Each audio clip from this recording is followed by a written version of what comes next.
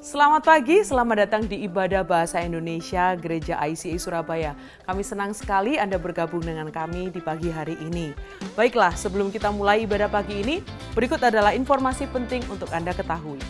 ICA akan kembali mengadakan 2 kali ibadah bahasa Inggris, direncanakan mulai tanggal 17 Juli 2022.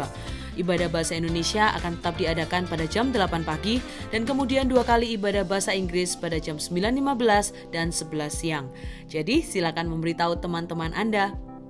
Dengan bertambahnya waktu ibadah, kami juga membutuhkan banyak bantuan dari volunteer, baik di pelayanan service media, hospitality, dan terlebih lagi di kids ministry atau sekolah minggu.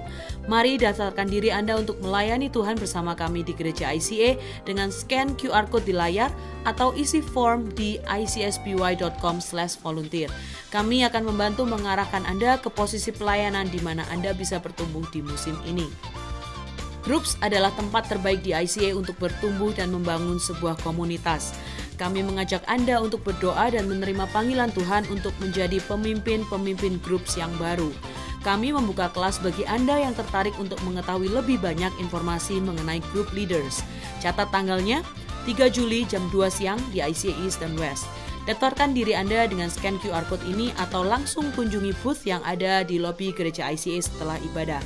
ICA, mari kita bertumbuh bersama. ICA membuka sebuah lowongan pekerjaan. Kami membutuhkan pengurus gedung gereja untuk ICA East. Bila Anda tertarik, silahkan kirimkan CV Anda melalui email ke daniel.eka@icsby.com.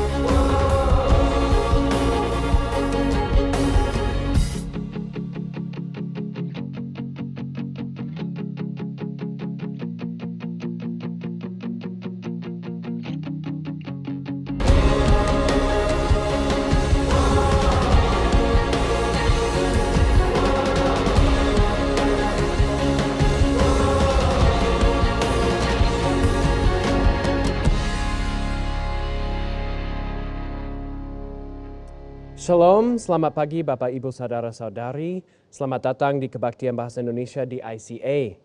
Dan kepada semua ayah, saya ingin mengucapkan selamat Hari Ayah. Jika Bapak Ibu Saudara-saudari bukan seorang ayah, saya juga ingin mengucapkan selamat Hari Minggu. Setiap kali kita berkumpul bersama, kita harus ingat untuk mensyukuri semua yang telah Tuhan berikan kepada kami. Amin. Baik, nah sebetulnya hari ini adalah Hari Ayah Internasional. Jadi topik kita hari ini akan fokus pada merayakan dan menghormati ayah. Karena saya percaya firman Tuhan jelas sekali tentang kebenaran ini. Seorang ayah dipanggil dan diberi kuasa atau diberdayakan oleh Tuhan untuk memimpin keluarganya. Sebenarnya di seluruh kitab suci, firman Tuhan menjelaskan bagaimana seorang ayah diberikan kesempatan untuk memberi contoh menjadi seseorang yang bergantung pada Tuhan. Memang benar bahwa seorang ayah memiliki tanggung jawab untuk menyediakan dan menjaga keluarganya. Kemudian, benar juga bahwa seorang ayah biasanya harus melakukan hal-hal yang tidak ingin dilakukan orang lain. Bagi saya sebagai ayah, biasanya saya harus memperbaiki apapun yang rusak. Atau jika seekor hewan masuk ke dalam rumah, saya harus menangkapnya. Sayangnya, saya juga diharapkan untuk melakukan segala macam hal kotor atau menjijikkan. Nah, jika Anda merasa kehidupannya bukan seperti ini, mungkin Anda tidak harus memperbaiki barang-barang atau bersihkan barang kotor. Tetapi prinsip ini juga harus diterapkan pada kehidupan rohani kita. Saya ingin berbicara pada ayah sebentar. Sebagai seorang ayah, kita harus menyadari bahwa keluarga kita akan selalu memperhatikan kehidupan kita dan cara kita hidup. Tidak peduli apakah cara hidup kita baik atau buruk, mereka akan terpengaruh oleh tindakan kita. Jadi hari ini kita akan melihat sedikit lebih dalam pada apa yang firman Tuhan katakan tentang peran seorang ayah. Tetapi sebelum kita mulai, mari kita berdoa bersama-sama. Bapa kami yang ada di dalam surga, kami mengucap syukur atas hari yang khusus ini, yaitu Hari Ayah. Kami ingin berterima kasih kepadamu Tuhan karena kami memiliki kesempatan untuk mendengar suara-Mu melalui firman-Mu. Saat kami berfokus kepada Engkau, kami bersyukur bahwa Roh Kudus akan membimbing kami kepada kehendak-Mu dan akan memberdayakan kami dengan kuasa-Mu. Engkau layak mendapatkan semua pujian kami. Engkau layak mendapatkan semua pemikiran dan keinginan kami. Jadi pagi ini kami ingin menyerahkan diri kami di hadapan-Mu. Pakailah hidup kami dalam rencana-Mu dan ungkapkanlah diri dan hadirat-Mu kepada kami saat kami mendekatkan diri kami kepada Engkau. Terima kasih Tuhan, kami berdoa semua ini dan mengucap syukur. Amin. Jika Anda bawa Alkitab atau mungkin lebih mudah jika pakai HP saja, mari kita melihat dalam Mazmur pasal 127 ayat 3-4. Dan sementara kita mencari pasal itu, saya ingin review sedikit tentang apa yang kita lihat minggu kemarin. Hari Minggu lalu kita berbicara tentang bagaimana mengasuh anak adalah perjalanan prioritas. Kita menjelaskan bahwa kita harus memahami prioritas mana yang akan kita pilih karena mereka menentukan kesehatan hubungan kita dengan orang lain. Jadi kita bertanya, apa yang kita katakan kepada anak-anak kita setiap hari? Apa yang kita tunjukkan kepada anak-anak kita? Apa yang kita berikan izin untuk membentuk kehidupan mereka? Kita membaca dalam Mazmur pasal 127 ayat 3-4. Karena firman Tuhan berkata ini, sesungguhnya anak-anak lelaki adalah milik pusaka daripada Tuhan, dan buah kandungan adalah suatu upah. Seperti anak-anak panah di tangan pahlawan, demikianlah anak-anak pada masa muda. Jadi kita dapat menganggap tentang anak-anak kita sebagai suatu panah atau spon. Tidak peduli seberapa berbedanya mereka dari kita, mereka akan selalu mendengar dan melihat segala sesuatu yang akan kita lakukan. Khususnya mereka akan mulai membentuk apa yang mereka yakini dan pengamatan mereka terhadap apa yang kita hargai. Ini mempengaruhi cara mereka berpikir dan bertindak. Dan akhirnya mereka akan mengikuti arah yang kita tetapkan. Itu sebabnya minggu lalu kita berfokus pada ide utama ini. Prioritas kita sebagai orang tua adalah menuntun anak-anak kita kepada Tuhan, bukan kepada kita. Prioritas kita sebagai orang tua adalah menuntun anak-anak kita kepada Tuhan, bukan kepada kita. Firman Tuhan berkata dalam Amsal pasal 22 ayat 6, Didiklah orang muda menurut jalan yang patut baginya, maka pada masa tuanya pun ia tidak akan menyimpang daripada jalan itu. Nah, jika kami membaca pasal ini dalam bahasa Inggris, firman Tuhan memakai kata mengarahkan. Jadi pasal ini menjelaskan bagaimana kita harus mengarahkan anak-anak kita ke jalan yang benar. Dan jika kita melihat artinya kata mengarahkan itu dalam bahasa Ibrani, kita akan melihat bahwa itu berarti memulai dan melatih untuk menampilkan diri sebagai contoh. Ini adalah tanggung jawab kita sebagai orang tua. Jika kita ingin anak-anak kita bergantung pada Tuhan, bukan pada kita. Untuk fokus pada peran seorang ayah, saya ingin berbagi penelitian terbaru yang mengungkapkan tren yang mengejutkan.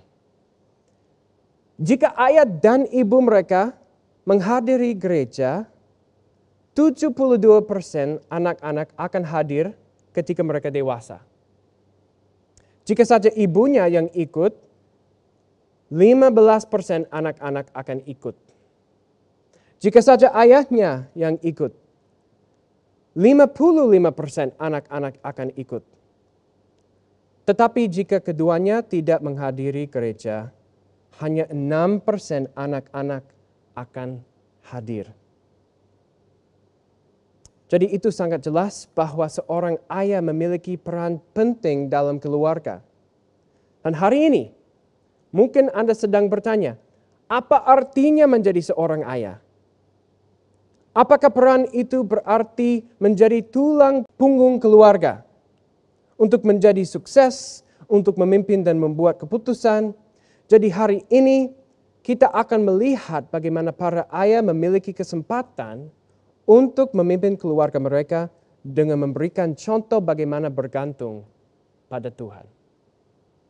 Mari kita melihat dalam firman Tuhan di Kolose pasal 3, mulai dengan ayat 1. Nah, jika Bapak, Ibu, saudara-saudari lupa semua hal yang akan saya sampaikan hari ini, jangan lupakan pernyataan ini.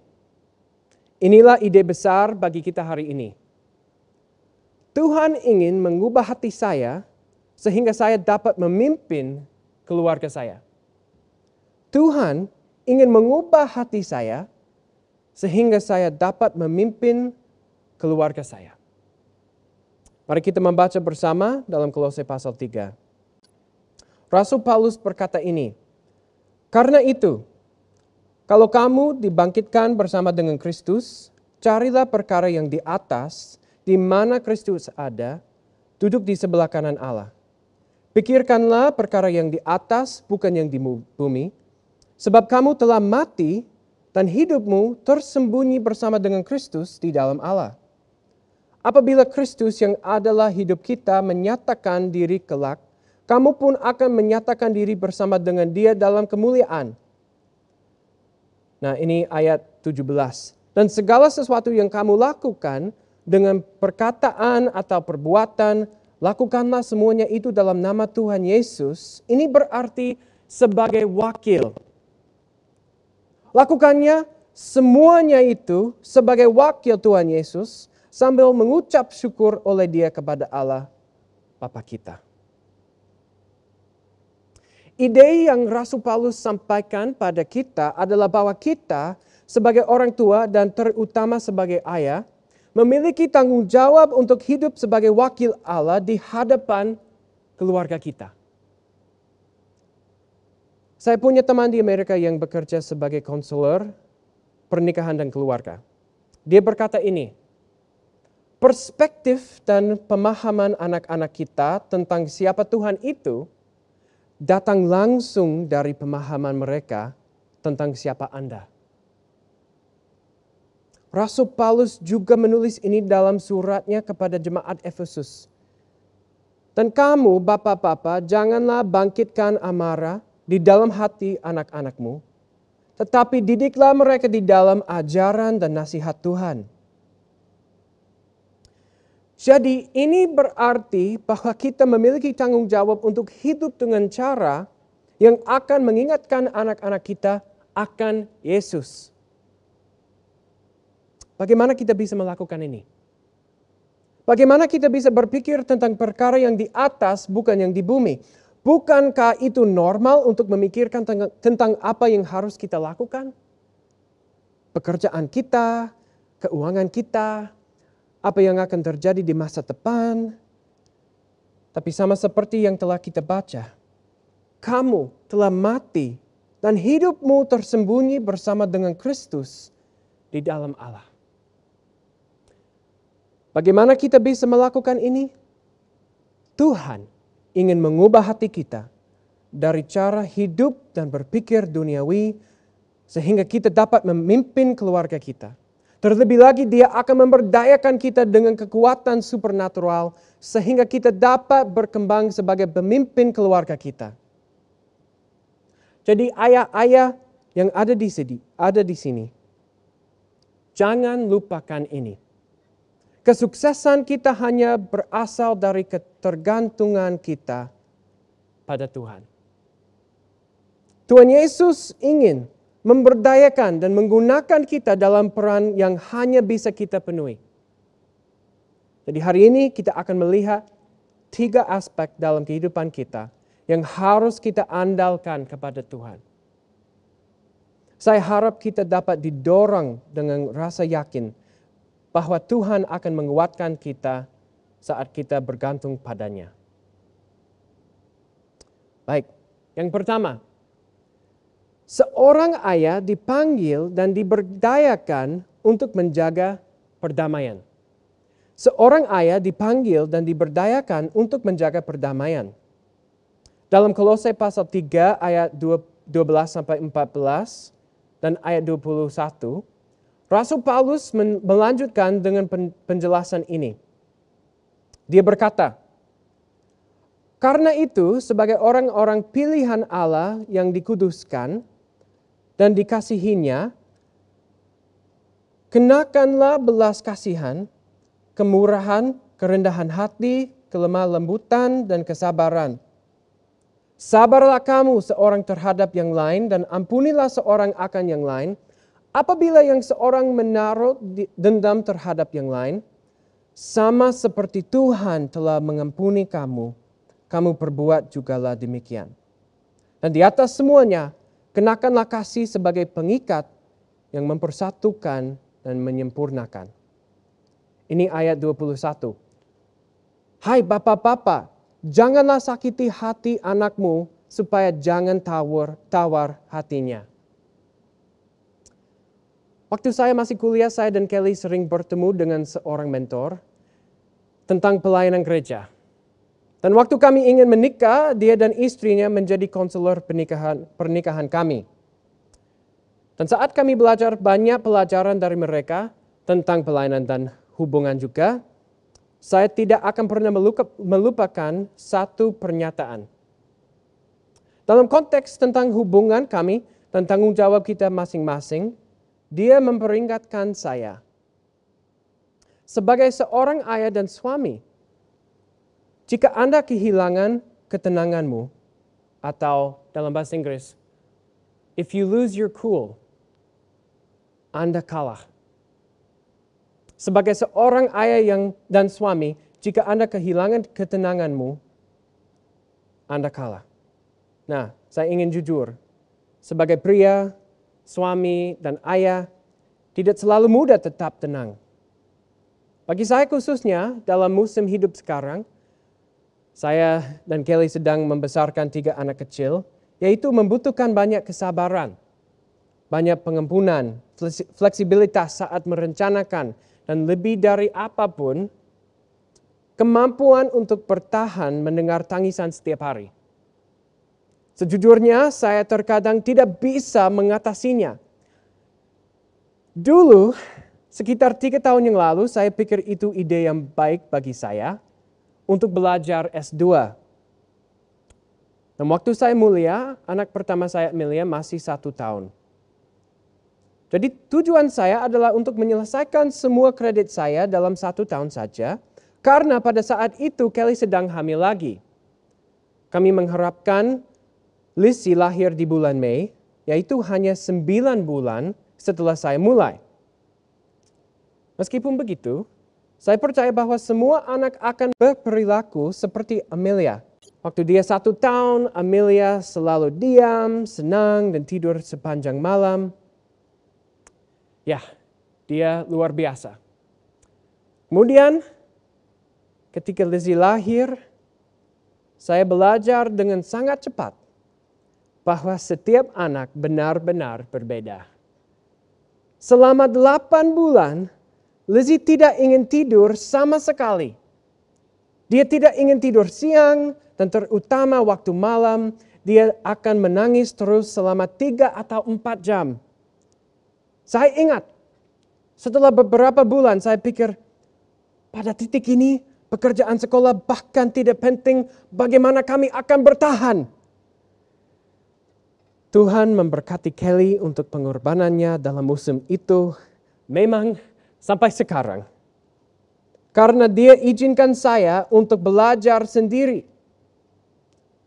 Jadi saya memakai headphone yang noise cancelling, peredam bising supaya saya bisa fokus. Ketika saya memasang headphone-nya di telinga saya mengalami kedamaian instan. Saya dibawa ke dunia lain. Tidak ada suara tangisan. Saya bebas. Saya ingin berkata satu kali lagi. Tuhan memberkati Kelly. Nah, ini hanya cerita lucu. Biasanya ada banyak kali ketika saya merasa hampir siap meledak. Ini tidak berarti anak-anak saya melakukan sesuatu yang salah. Sebenarnya bahkan jika mereka tidak mematuhi atau melakukan sesuatu yang menurut saya menjengkelkan, saya salah jika saya merasa seperti saya akan kehilangan ketenangan saya. Mentor saya juga memperingatkan kami bahwa hati kita tidak akan pernah bisa mencintai dengan murni kecuali kita fokus pada sesuatu yang murni.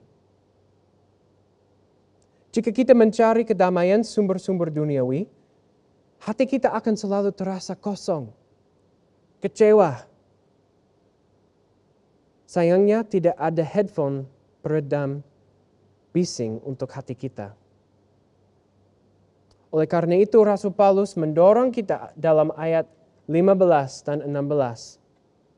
Dia berkata, "Hendaklah damai sejahtera Kristus memerintah dalam hatimu. Karena untuk itulah kamu telah dipanggil menjadi satu tubuh. Dan bersyukurlah, hendaklah perkataan Kristus diam dengan segala kekayaannya di antara kamu. Sehingga kamu dengan segala hikmat mengajar dan menegur seorang akan yang lain. Dan sambil menyanyikan mazmur dan puji-pujian dan nyanyian rohani, kamu mengucap syukur kepada Allah di dalam hatimu." Kita sebagai ayah dan sebagai orang tua harus menyadari bahwa kita memiliki tanggung jawab untuk hidup sebagai wakil Allah di hadapan keluarga kita. Kita diberikan kesempatan untuk memberi contoh menjadi seseorang yang bergantung pada Tuhan. Kita tidak bisa menghasilkan perdamaian sendiri. Ini bukan tentang seberapa terampil kita atau seberapa baik kita melakukan sesuatu. Ketika saya menyadari panggilan dan tanggung jawab saya sebagai seorang ayah, saya berusaha untuk menjadi sempurna. Saya ingin menjaga kedamaian untuk keluarga saya terlepas dari kelemahan saya. Tetapi izinkan saya mengingatkan kita hari ini, Tuhan akan memberi kita kedamaian saat kita mencari Dia. Tuhan ingin memberi kita kedamaian saat kita mencari Dia. Jika saya tidak mencari sumber cinta yang murni, usaha saya akan selalu gagal. Tanggung jawab saya bukan untuk menjadi sempurna, saya dipanggil untuk bergantung pada Tuhan dan berusaha untuk diberdayakan oleh kasih-Nya. Seorang ayah diberikan kesempatan untuk memberi contoh menjadi seseorang yang bergantung pada Tuhan, untuk istirahat dan kedamaian sejati. Kita bisa memberi contoh kepada keluarga kita bahwa kedamaian kita berasal dari Tuhan. bukan dari hal lain di dunia ini. Rekreasi, alkohol, bahkan orang lain pun tidak dapat mengisi hati kita dengan damai. Inilah pertama aspek dalam kehidupan kita yang harus kita andalkan kepada Tuhan.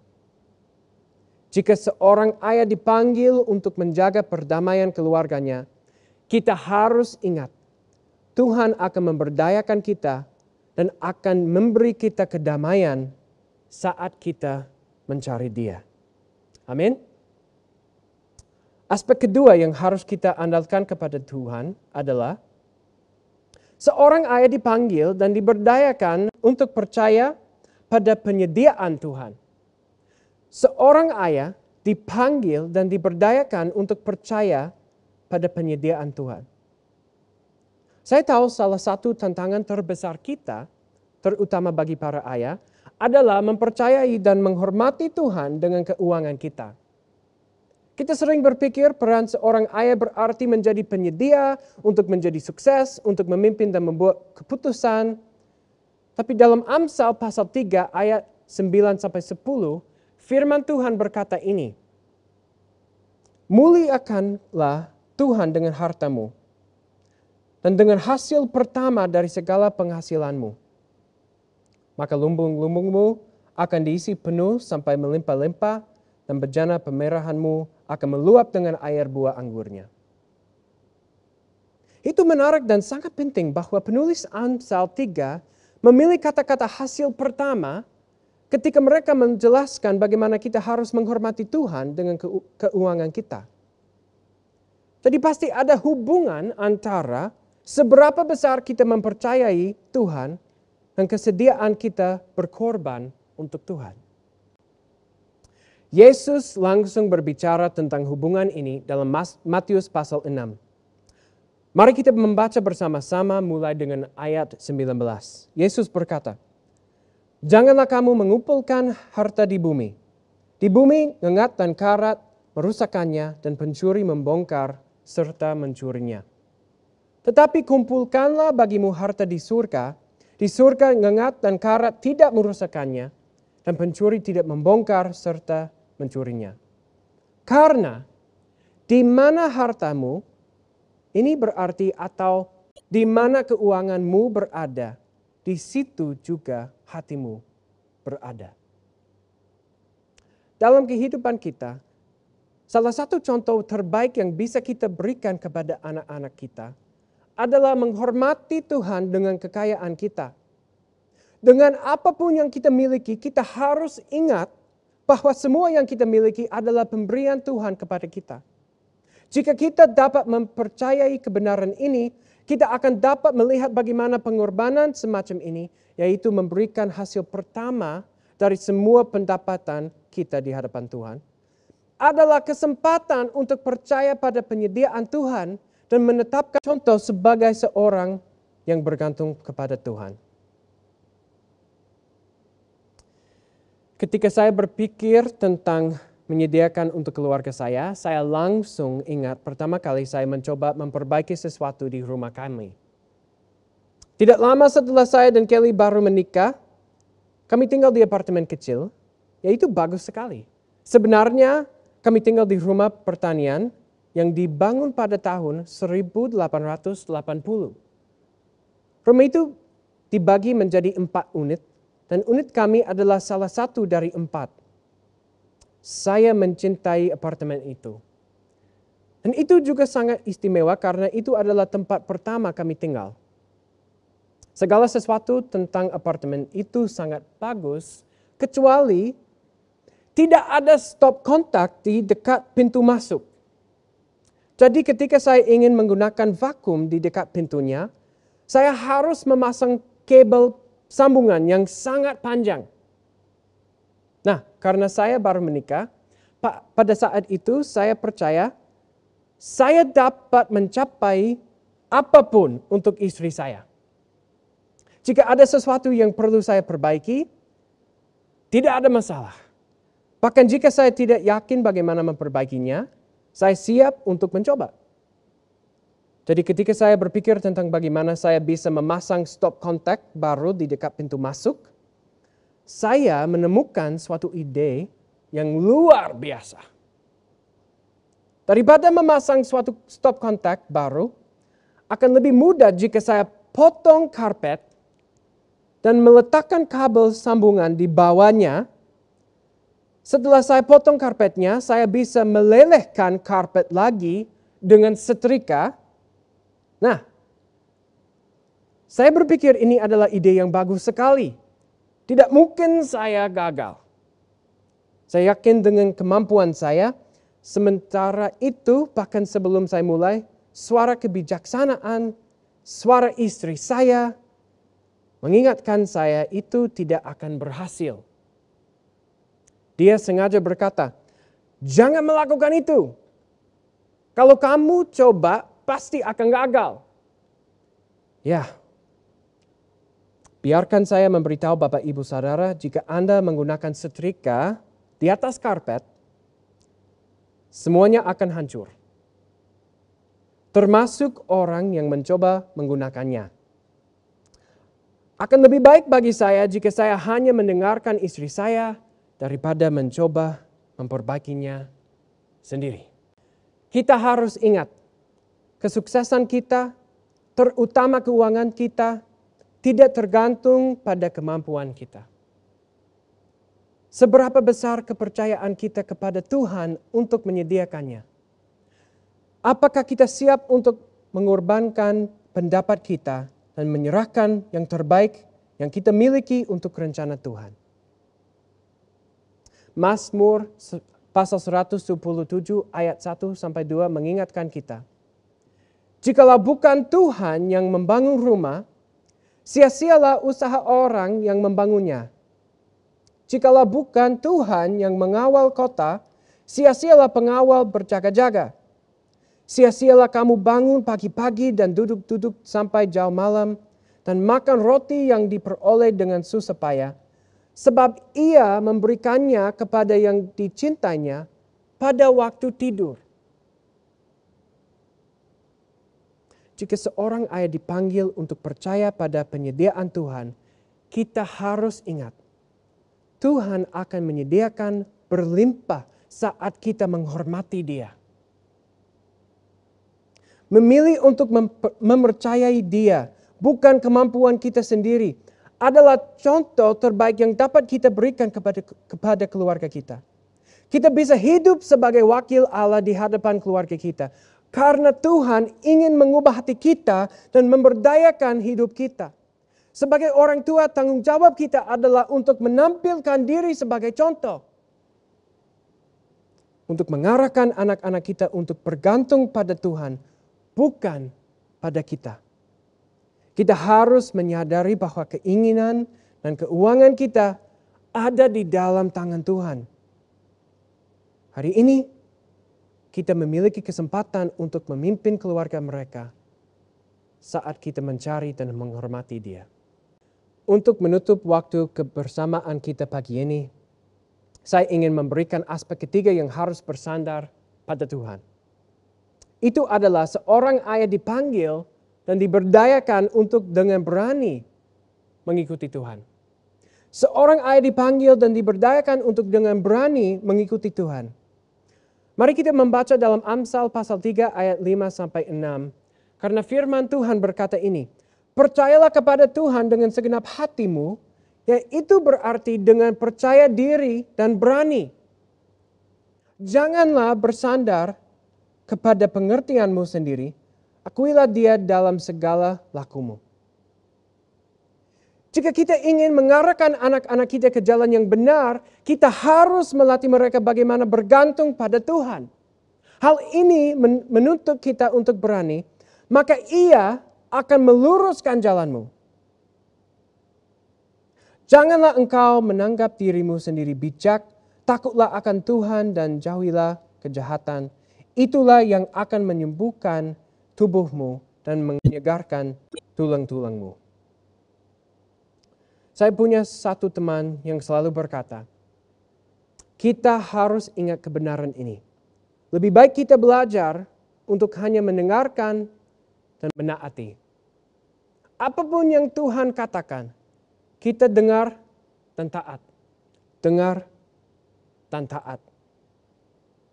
Jadi hari ini saya ingin mendorong kita semua, jangan lupakan bahwa Tuhan akan terus membimbing kita saat kita menaati Dia. Tuhan ingin membimbing kita saat kita menaati Dia. Lebih baik kita belajar untuk hanya mendengarkan dan menaati apapun yang Tuhan katakan. Kita dengar dan taat. Kita dengar dan taat. Amin. Mari kita berdoa bersama satu kali lagi. Tuhan Yesus, kami ingin mempersembahkan hidup kami sebagai persembahan yang berkenaan kepadamu setiap hari. Kami ingin menjadikan setiap hari sebagai hari Sabat, di mana hati dan pikiranku terpaut hanya kepadamu. Roh Kudus, tuntunlah kami kepada kehendak-Mu dan kuatkan kami dengan kuasa-Mu.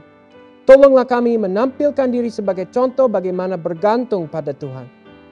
Saat ini kami berkomitmen untuk mencari, menghormati, dan menaati Engkau dengan segala sesuatu yang kami miliki. Dan kami percaya Engkau akan memberi kami kedamaian dan akan menyediakan dan membimbing keluarga kami. Pakailah hidup kami dalam rencana-Mu dan ungkapkanlah hadirat-Mu kepada kami saat kami mendekatkan diri kami kepada Engkau. Dalam nama Tuhan Yesus kami berdoa dan mengucap syukur. Amin. Saya ingin mengucapkan selamat hari Ayah kepada bapak-bapak dan selamat hari Minggu kepada saudara-saudari. Kami berharap Anda didorong dan diberkati hari ini. Tuhan Yesus memberkati engkau dan melindungi engkau. Tuhan menyinari engkau dengan wajah-Nya dan memberi engkau kasih karunia. Tuhan menghadapkan wajah-Nya kepadamu dan memberi engkau damai sejahtera. Amin. Sampai minggu depan, Tuhan memberkati. Kami senang Anda bergabung dengan ibadah ICA hari ini. Selamat berakhir pekan dan sampai jumpa minggu depan. Tuhan berkati Anda dan keluarga. ICA Prayer Service diadakan setiap hari Selasa pada pukul 6.30 sampai 7.30 malam lewat Zoom. Anda bisa mengunjungi Instagram kami @ICSBY untuk mendapatkan meeting ID-nya. Mari menyembah dan berdoa bersama. Memberikan persembahan menjadi semakin mudah. Silakan scan QR Code di layar dengan menggunakan aplikasi bank Anda atau kunjungi icaspy.com/giving untuk informasi lebih lanjut. Kami rindu untuk bisa mendoakan Anda. Bagikan pokok doa Anda melalui tautan bit.ly/ICA Prayer Online dan bersama kita melangkah dan percaya bahwa Tuhan bekerja. Ikuti sosial media ICA Surabaya di YouTube, Facebook, Instagram, dan Spotify. Anda dapat menemukan berbagai informasi, playlist musik, video, renungan, dan lainnya.